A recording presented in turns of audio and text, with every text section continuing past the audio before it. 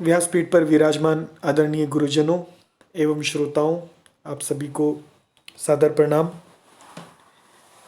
श्री रामचरितमानस में आज हम बताएंगे कि इसमें जो अलग अलग प्रसंग आएंगे उनकी अलग अलग ऋतुओं से तुलना की गई है। आप समझिए और आनंद लीजिए। सीए स्वयंवर कथा सुहाई। सीए स्वयंवर, सीता जी के स्वयंवर की कथा जो बड़ी सुहावनी है। सरित सुहावनी सो छवि छाई, वह इस नदी में सुहावनी छवि छा रही है। नदी नाव पटु प्रसन्न अनेका। प्रश्न अनेका। नदी नाव पटु प्रश्न अनेका, अनेकों सुंदर विचार पूर्ण। पटु मतलब बड़े अच्छे तीखे प्रश्न, विचार पूर्ण प्रश्न ही इस नदी की नावें हैं। नदी की नाव है, रामचरित रूपी नदी की नाव है विचार पूर्ण प्रश्न। और केवट, केवट कौन है?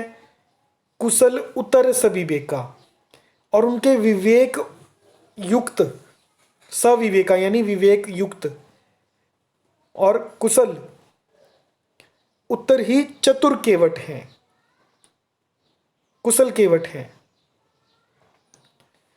सुनी अनुकथन परस्पर हुई।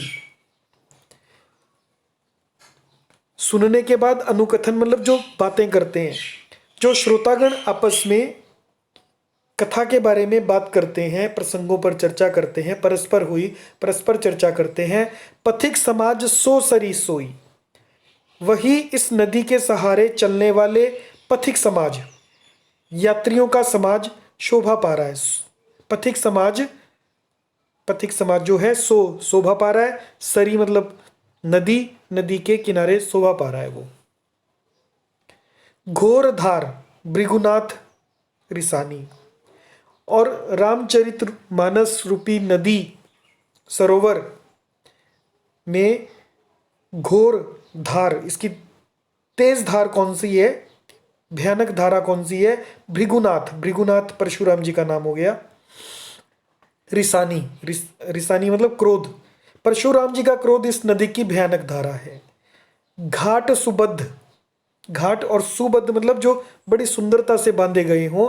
राम बर बाणी, राम बर मतलब श्रेष्ठ बाणी, राम जी की श्रेष्ठ बाणी, इस पर सुंदर घाट है। सानुज, अनुज सहित यानी भाइयों सहित। राम विवाह उछाहू, राम जी के विवाह का उत्साह, उछाहू मतलब उत्साह। सो शुभ उमग सुखद सब काहू,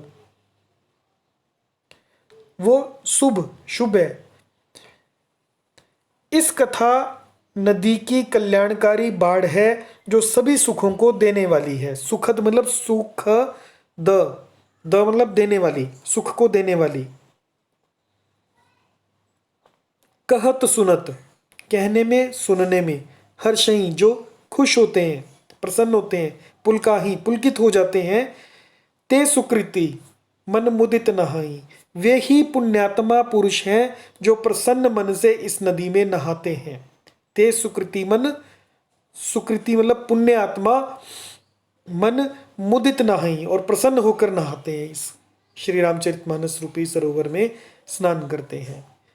राम तिलक हित मंगल साजा, श्री रामचंद्र जी के राज तिलक के लिए जो मंगल साज सजाया गया है, तैयारी की है। परब जोग जनु जुरे समाजा, वही मानो पर्व के समय इस नदी पर यात्रियों के समूह इकट्ठे हुए हैं। जनु जुरे, जन इकट्ठे हुए, जुड़े मतलब जनों का समाज जुड़ा हुआ है।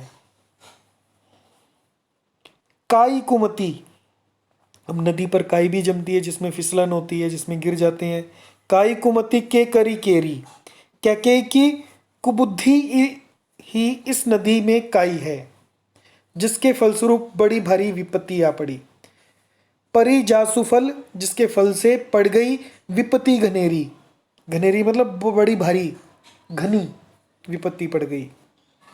समन अमित उत्पात सब, भरत चरित जप जाग, शमन करने के लिए, अमित मतलब बहुत अधिक उत्पात, संपूर्ण अगणित उत्पातों को शांत करने वाला, सब भरत भरत चरित जप जाग, भरत जी का चरित्र जो है नदी तट पर किया जाने वाला जप, और जाग मतलब यज्ञ, यज्ञ से य को ज भी पुकारते हैं तो यज्ञ बना, यज्ञ से जाग बन गया। यानी यदि जीवन में उत्पात चल रहे हो तो जप और यज्ञ करने से शांति होती है। ये इसमें आपको एक संदेश भी है। कलियग खल अवगुण कथन, ते जल मग बग काग।